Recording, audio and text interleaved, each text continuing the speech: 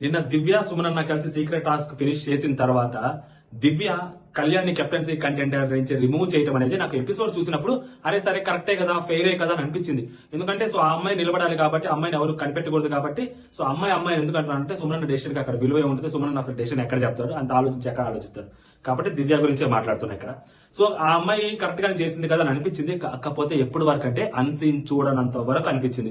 Unseen లో ఏముందంటే ఈ టాస్క్ స్టార్ట్ అవ్వక ముందు రెబల్స్ గురించి మాత్రమే బిగ్ బాస్ చెప్పినప్పుడు మీరిద్దరిలో రెబల్స్ ఎవరైనా అయితే సాయి తోటి అండ్ నెక్స్ట్ ఉన్న కళ్యాణ్ తోటి చెప్తాయి, మీ ఇద్దరులో రెబల్స్ ఎవరైనా అయితే మా ఇద్దరిని దయచేసి తీయొద్దు, మేము గేమ్స్ ఆడతాము, ప్లీజ్ మమ్మల్ని తీయొద్దు అని చెప్పిన ఆ అమ్మాయి రెబల్ అయితే సో కళ్యాణ్ తీసేసింది తన కోసం.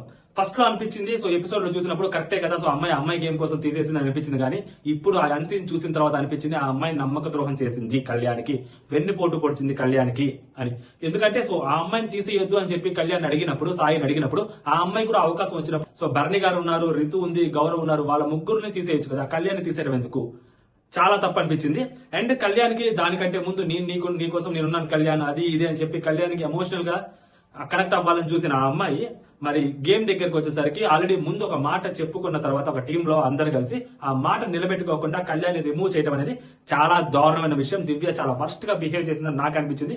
అది ఎక్కడ కూడా నాకు అది స్ట్రాటజిక్ గా అనిపించలేదు అన్సీన్ చూసిన తర్వాత.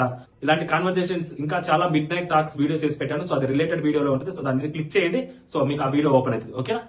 కొత్తగా మన ఛానల్ చూస్తుంటే సబ్స్క్రైబ్ చేసుకోండి for more interesting updates and reviews. జై హింద్.